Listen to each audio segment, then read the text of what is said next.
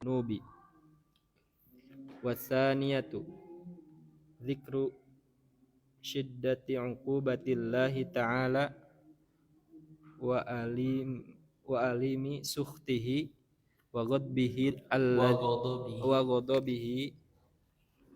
alladhi la taqata lakabih.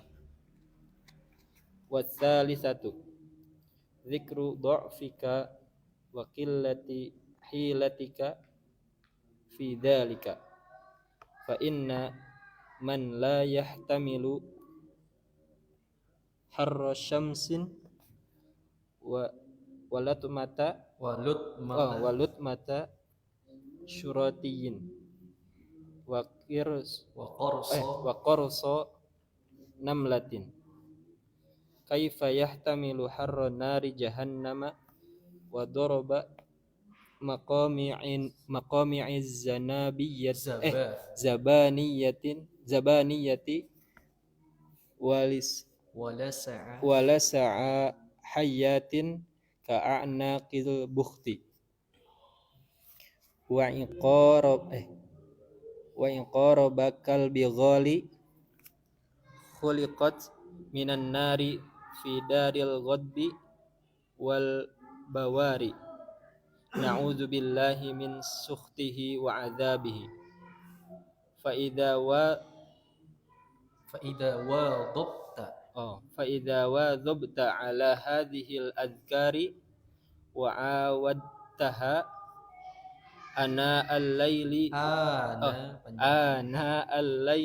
wa atrafan nahari fa innaha satahmiluka ala taubatin nasuhi minadz dzunubi wallahul muwaffiqu bifadlihi. Oke, cukup. Nah, langkah yang pertama ketika seseorang ingin melakukan taubatnya adalah dzikru ghayati qabhid dzunub. Ya, gimana cara supaya seseorang itu tidak mengulangi dosanya yang kedua kali? Ya. Dzikru ghayati qabhid dzunub. Mengingat-ingat betapa buruknya akibat dari berbuat dosa. Mengingat betapa buruknya daripada perbuatan dosa. Ya. Secara batin, dosa itu akan mengotori hati, akan melukai hati. Kalau hati yang kotor itu mudah dihinggap penyakit. Sama seperti lingkungan atau tubuh yang kotor, itu mudah terkena penyakit. Maka begitu pula hati yang kotor itu mudah terserang penyakit. Penyakitnya apa? Sum'ah, iri hati, dengki, hasad, sombong. Ini penyakit-penyakit yang mudah menghinggap di hati yang kotor. Gitu ya. Nah, secara fisik, perbuatan zina itu melahirkan berbagai bentuk macam penyakit HIV yang itu sulit sekali untuk disembuhkan. Ya, belum lagi penyakit-penyakit seks menular lainnya. Minuman keras itu tentunya mengurangi daya akal pikir seseorang. Akhirnya dia berbuat suatu hal yang bisa merusak. Gitu ya. Jadi mengingat-ingat buruknya akibat daripada perbuatan dosa. Ini. Watsaniyatu, kemudian langkah yang kedua adalah dzikru syiddati uqubatillahi ta'ala. Yang kedua adalah mengingat betapa dahsyatnya hukuman Allah. Wa alimi sukhtihi, dan betapa pedihnya murkanya Allah, wa ghadabihi alladzi la taqata lakabih, dan kemarahannya yang mana tidak ada seorang pun yang mampu merasakan ataupun menerima kemarahan daripada Allah Subhanahu wa taala. Dia pasti akan binasa ketika Allah sudah murka kepada seorang hamba, murka kepada seseorang, maka seseorang tersebut sudah habis, ya, sudah tamat riwayat hidupnya. Maka supaya seseorang tidak mengulangi dosanya, ingat-ingat pedihnya dosa Allah, pedihnya siksaan Allah. Ya, betapa dahsyatnya hukuman daripada Allah Subhanahu wa taala. Kalau tidak di dunia, maka nanti akan ditegakkan di yaumil qiyamah. Seperti itu ya. Kemudian yang ketiga, dzikru dha'fika wa qillati hilatika fi dzalika. Mengingat-ingat, menyadari lemahnya kita, lemahnya manusia. Manusia itu sehari semalam nggak makan udah lemas, ya kan? Mau dia raja, mau dia presiden, mau dia seberkuasa apapun, mau dia punya harta sebanyak apapun, sehari semalam nggak makan, lemas. Lemah manusia itu. Wa qillati hilatika, dan kemampuannya juga lemah, terbatas. Ya, manusia paling bisa makan cuma 1 piring, 2 piring makanan dalam satu waktu. Coba dihidangkan 10 piring makanan. Coba dihidangkan 20 piring makanan. Terbatas kekuatan manusia. Coba disuruh lari dari ujung barat ke ujung timur, Jawa Barat ke Jawa Timur. Kira-kira sanggup nggak tanpa berhenti? Terbatas. Kemampuan manusia itu terbatas. Oleh karena itu, fa inna man la yahtamilu harra syamsi. Karena kemampuan dan lemahnya manusia itu, sehingga dia la yahtamilu harra syamsin. Panas terik cahaya matahari saja dia itu tidak bisa tahan. Enggak tahan ya. Orang ketika panas terik matahari itu mencari tempat yang teduh. Berteduh di bawah-bawah pohon rindang. Walut mata syurtiyin. Lut mata ini tamparan, syurti ini polisi. Tamparan polisi. Ya, orang jangan ditampar. Kalau sudah melanggar, lihat polisi aja mesti kabur. Ya kan? Ada nggak orang berani ketika ada polisi jaga di lalu lintas, kemudian nggak pakai helm, nggak bawa SIM, ya, nggak ada STNK, berani nggak jalan depannya? Nggak berani. Itu tanda lemahnya manusia. Kalau berani bodoh berarti. Kebodohan itu. Nekat. Kemudian wa qarsa namlatin. Qarsa ini cubitan semut. Digigit semut nggak tahan manusia. Seekor semut. Kaifa yahtamilu hara nari jahannam.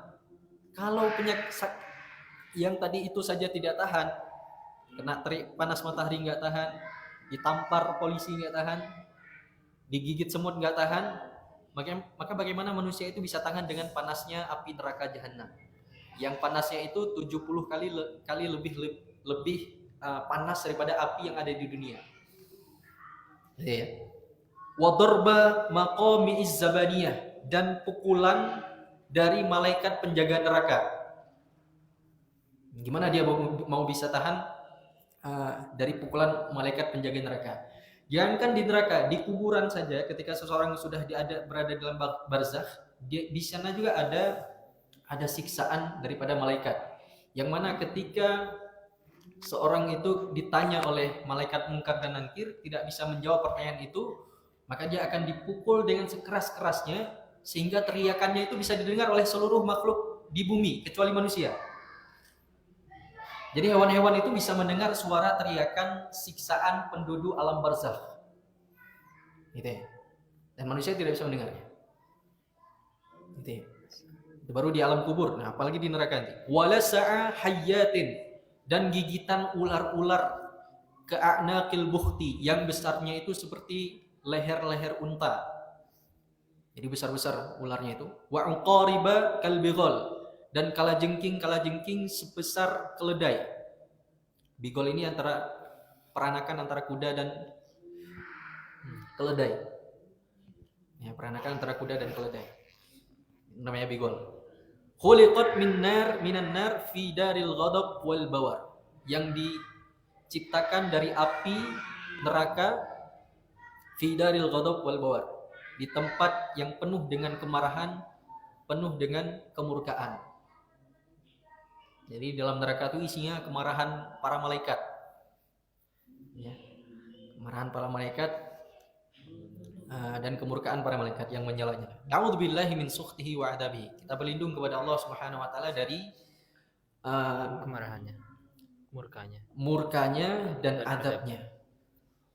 Fa idza wadabta ala hadhil adhar, jika engkau sudah membiasakan diri ala hadhil adhkar dengan mengingat-ingat 3 hal tadi, ya.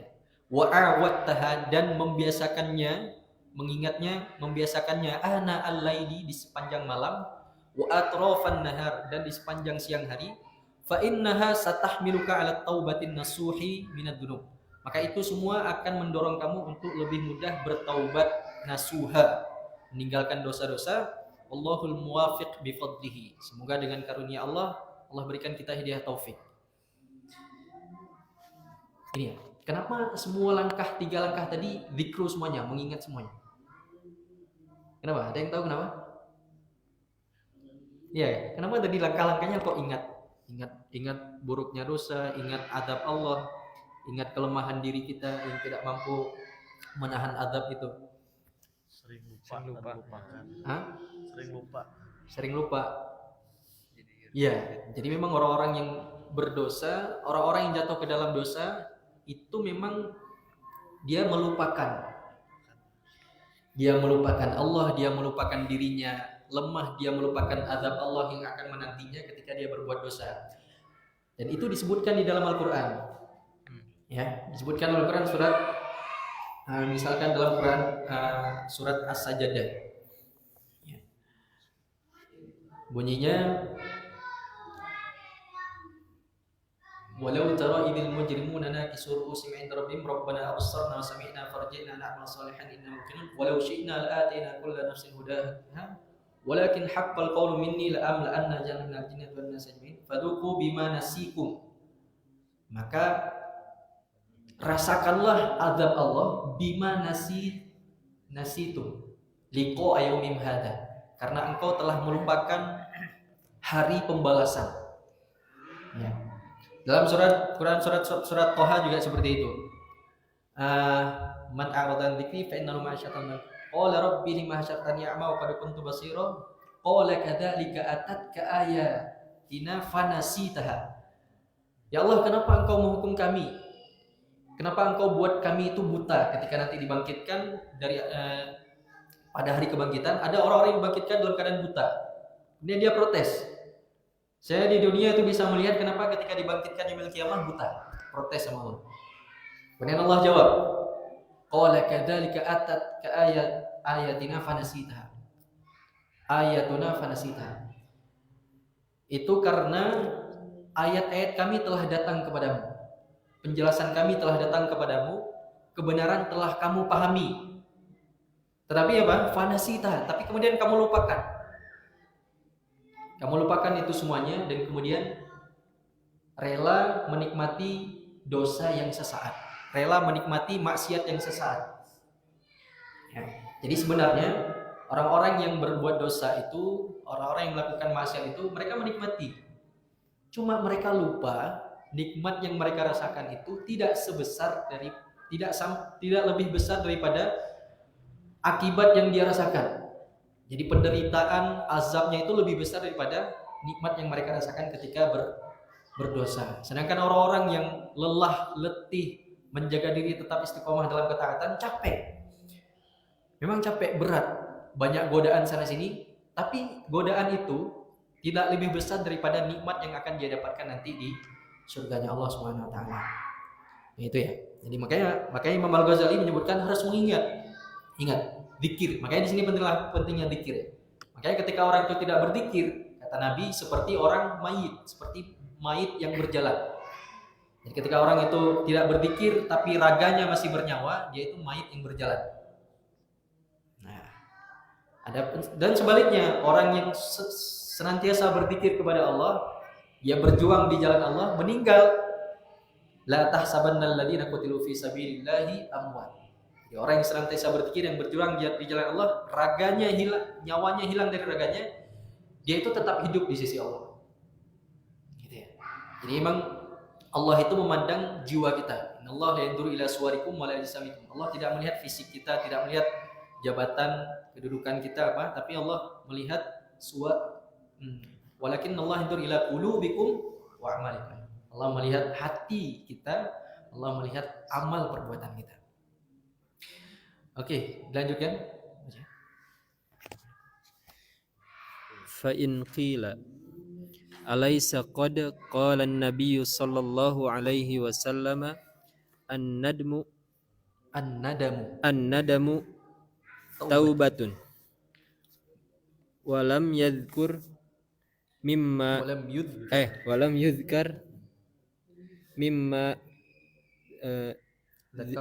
zakartum min syara'itiha wa shaddadtum syai'a yuqalu lahu i'lam awalan anna nadama ghairu maqdurin lil abdi ala tara annahu taqa'un nadamatu an umurin fi qalbihi wa huwa yuridu alla yakuna dhalika wa taubatu maqduratun lil abdi ma'murun biha summa inna qad alimna annahu law nadama ala dhunubi lamma dhahaba bidzalika jahuhu bainan nasi aw maluhu fin nafaqati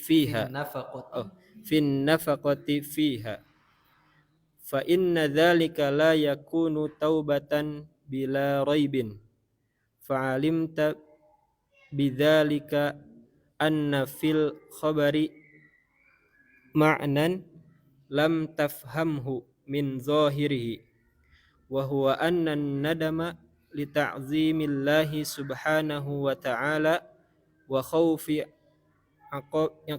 iqabihi mimma yub'asu ala taubatin nasuhi fa inna dhalika min sifatit taibina wa halihim fa innahu idza dzukira dzakaral azkara as-salasata allati hiya muqaddimatut taubati yandimu wa hamalathu an-nadamatu ala tarki ikhtiyari adz-dzanbi wa tabqa nadamatuhu fi qalbihi fil mustaqbali fatahmiluhu alal ibtihali wa tadarru'i falamma kana dzalika min asbabit taubati wa sifatit taibi sammahu Rasulullah sallallahu alaihi wasallam bismit taubati fafham dzalika muwaffaqan insyaallah taala. Ini ada. Jadi Imam Ghazali terus buat semacam Q&A, semacam tanya jawab. Di semisal ini pertanyaan fa in qila, apabila ditanyakan alaysa qad qala Nabi sallallahu alaihi wasallam an-nadamu taubatun wa lam yuzkar mimma dzakartum min syaratiha wa syaddatum syai'an. Bukankah Nabi itu bilang taubat itu cukup dengan penyesalan? Jadi nggak perlu ada syarat-syarat kayak tadi, nggak perlu ada muqaddimah seperti tadi, nggak perlu ada himbauan-himbauan seperti tadi. Maka Imam Al-Ghazali menjawab, i'lam awalan, ketahuilah bahwa annan nadam ghairu maqdurin lil abdi. Sesungguhnya perasaan menyesal itu di luar kemampuan seorang hamba. Seseorang itu tidak akan bisa menyengaja untuk membuat perasaan menyesal kecuali setelah terjadi. Ya. Kecuali setelah terjadi. Karena kalau di awal namanya daftaran. Kalau lihat tema penyesalan itu mesti di akhir. Nah, jadi nggak bisa, saya mau menyesal nggak bisa. Nah, ala taro annahu taqa'un nadamatu an umurin fi qalbi wa huwa yuridu alla yakuna dzalik. Itu dia. Jadi terjadinya penyesalan itu yang timbul di dalam hati itu setelah terjadi dan dia tidak menginginkan itu terjadi. Itu kan rasa penyesalan gitu. Seharusnya saya tidak melakukan itu. Seharusnya saya tidak melakukan seperti ini. Itu kan penyesalan. Nah, sedangkan taubat yang dimaksud adalah taubat maqduratun. Sedangkan taubat itu sebuah usaha yang mampu dilakukan. Ya. Ma'murun biha, dan makanya disuruh. Makanya diperintahkan. Thumma inna qad alimna annahu law nadama 'ala dhunubi lamma dhahaba bidzalika jahuhu bainan nas aw maluhu fin nafaqah fiha fa inna dzalika la yakunu taubatan bila rabbin. Nah, jika ada seseorang yang kemudian menyesal lamma dhahaba bidzalika jahuhu bainan nas, karena dia menyesal berbuat dosa karena apa? Dorongan motifnya itu karena kehormatannya di tengah manusia hilang. Jadi dia berbuat berdosa, kemudian kehormatannya jatuh, dia menyesalnya itu karena jatuhnya kehormatan. Atau maluhu fin nafaqah fiha, atau hilang hartanya. Karena dia berbuat dosa, bangkrut. Ya. Bangkrut dia. Nah, kalau motivasi penyesalannya karena dua hal itu, karena jatuh kehormatannya atau bangkrut hartanya, fa inna dzalika la yakunu taubatan bila rabbin, maka penyesalan itu tidak dianggap sebagai taubat. Kemudian penyesalan yang seperti apa?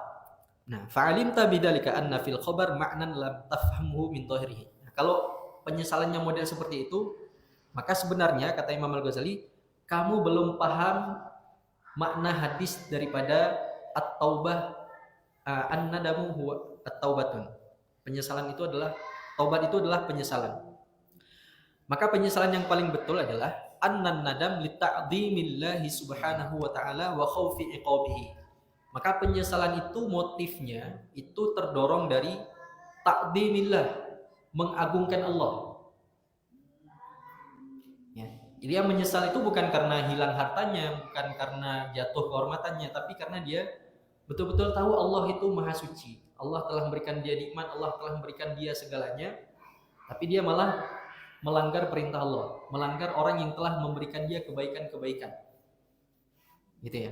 Wa khaufi iqabihi, dan penyesalannya itu karena mengagungkan Allah dan karena takut azabnya.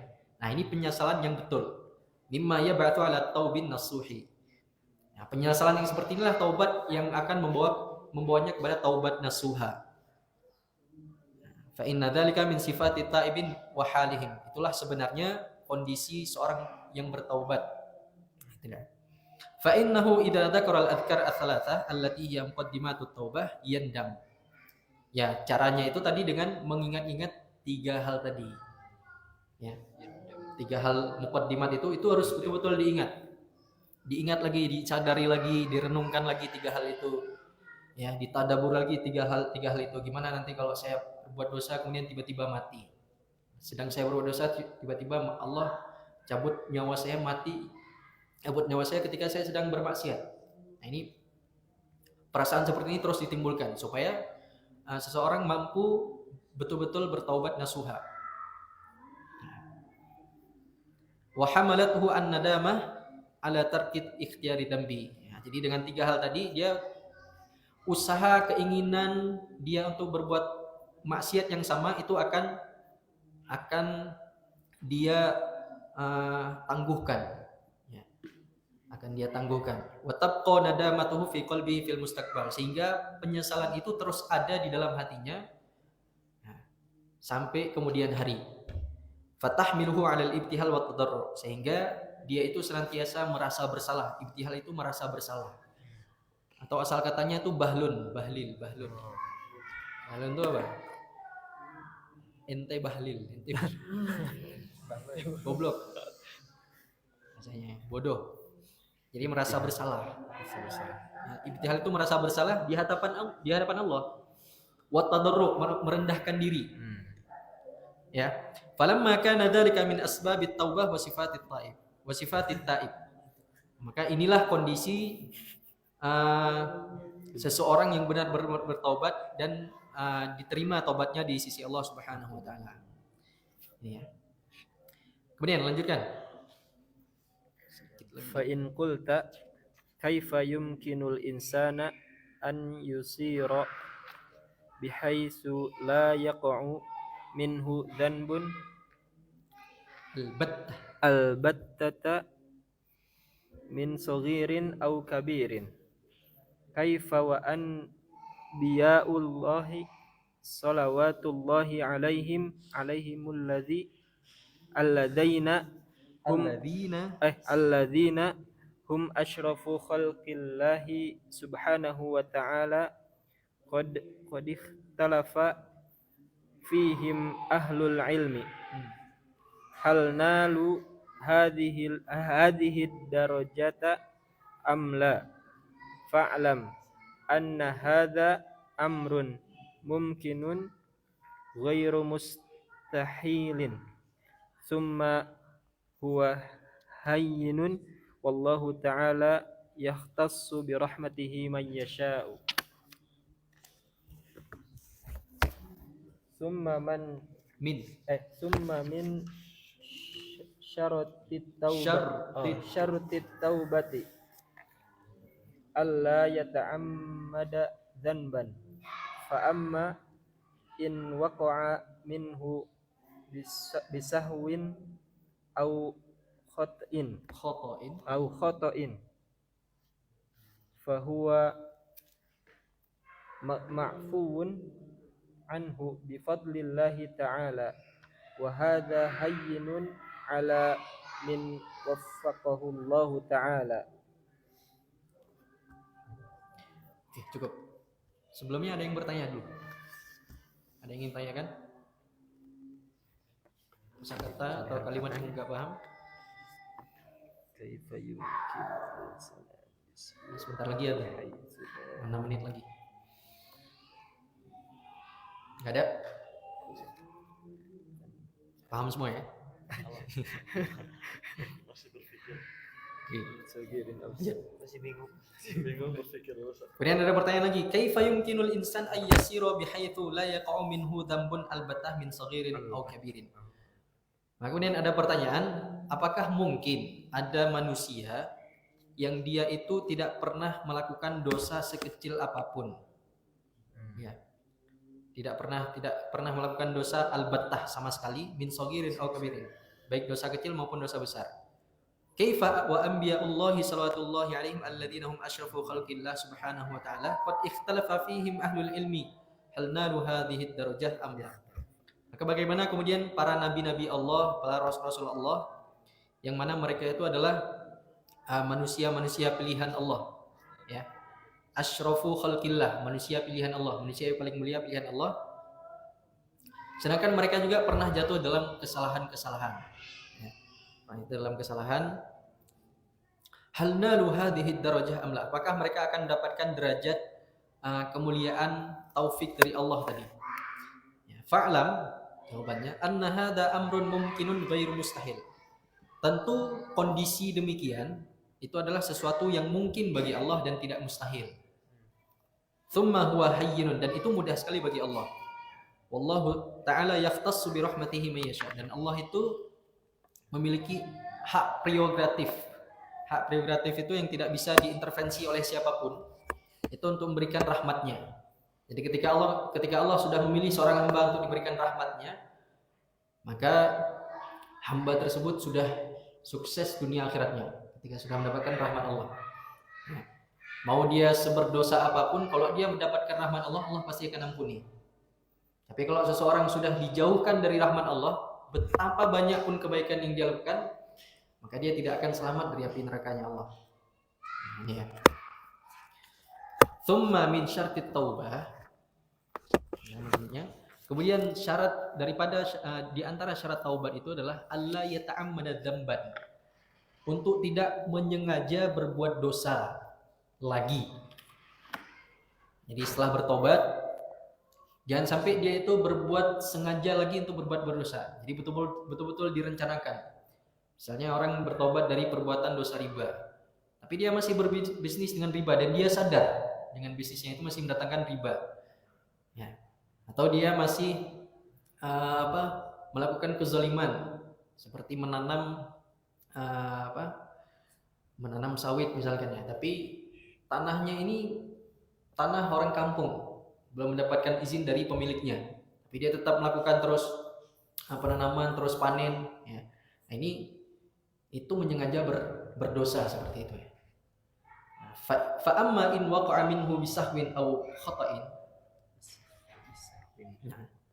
Namun kalau dia setelah bertobat tapi kemudian jatuh lagi di dosa yang sama, karena lupa, bisahwin au khotoin, atau karena dia itu secara tanpa dia sadari dia terbawa oleh arus lagi, ya dia terkontaminasi lagi dengan teman-temannya yang lalu, atau dia tergoda lagi dengan lingkungannya. Maka karena dia mungkin tidak bisa lepas dari lingkungan itu, tidak bisa pindah ke tempat lain, maka fahuwa ma'fuun anhu bi fadlillah ta'ala. Dia ini semoga memang mendapatkan anugerah dari Allah, diampunkan dosa-dosanya. Ya. Wa hadza hayyinun 'ala man waffaqahu Allah ta'ala. Dan ini mudah sekali bagi orang yang mendapatkan taufik dari Allah Subhanahu wa taala. Ya. Ini dalam artian ketika seorang sudah bertobat, ini betul-betul harus diazamkan dari hati yang paling dalam. Ya, harus betul-betul direnungi sekali, harus betul-betul disadari sekali bahwasanya perbuatan dosa dia di masa lalu itu buruk sekali, jelek sekali, akan mengundang kemarahan Allah, sehingga muncul azam ini kemauan yang kuat. Ya, makanya Nabi itu kan mengajarkan kita doa, Allahumma inni as'aluka as-sabat fil amri. Ya Allah, aku memohon kepadamu keteguhan dalam suatu perkara, dalam suatu urusan yang baik. Sabat itu berarti menetap, gak goyang-goyang lagi. Ya. Wal azimah ala rusdi. Azimah ini kemauan yang keras untuk mendapatkan petunjuk. Ya. Ini doa yang sering yang diajarkan Nabi kepada kita. Allahumma inni as'aluka as-sabat fil amri wal azimah ala rusdi. Ya. Ini mungkin cukup sekian dulu untuk malam hari ini. Semoga bermanfaat. Ada yang tanyakan sebelum kita bubar? Ya, silakan Mas ya.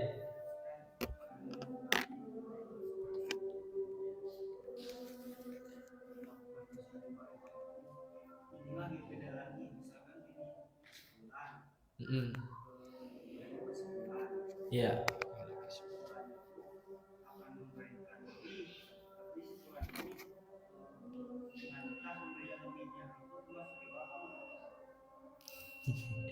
Ya, itu ibarat kata gini. Ini ada orang pacaran, sama-sama suka kan, kemudian berzina. Kira-kira berdosa nggak? Sama-sama suka, berdosa nggak? Nggak tahu dosa. Jadi tidak ada antarodin ya. Kalau dalam jual beli itu memang harus ada tarodin. Jadi kerelaan antara pembeli dan penjual. Itu pun barang yang dijual harus halal, barang yang halal. Tapi kalau dalam hal maksiat itu tidak diperbolehkan, gitu ya. Oke, silakan Mas Ali. Ini orang luar sana. Berada di sana aja. Oh, pinjam uang semua ini ya.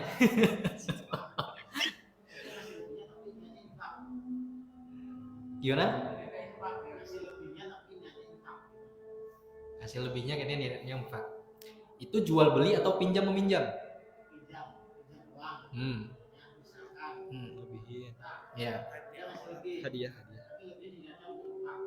Kalau tidak disyaratkan dari awal, satu ya, syaratnya tidak boleh disyaratkan dari awal.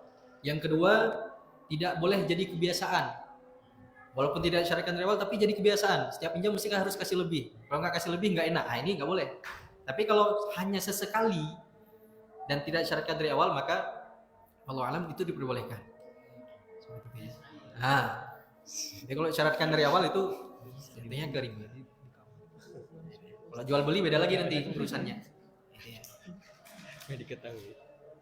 Pertanyaannya ekonomi semua. Udah cukup ya. Oke. Sekian yang dapat kami sampaikan. Nanti diulang-ulang lagi ya. Itu dibaca lagi, dikaji lagi. Karena kalau nggak diulang-ulang dibaca lagi itu cepat sekali hilangnya. Ya, harokat-harokatnya, kosakatanya itu cepat hilang kalau nggak diulang-ulang. Demikian, subhanakallahumma bihamdika asyhadu an la ilaha illa anta astaghfiruka wa atubu ilaik. Wassalamualaikum warahmatullahi wabarakatuh.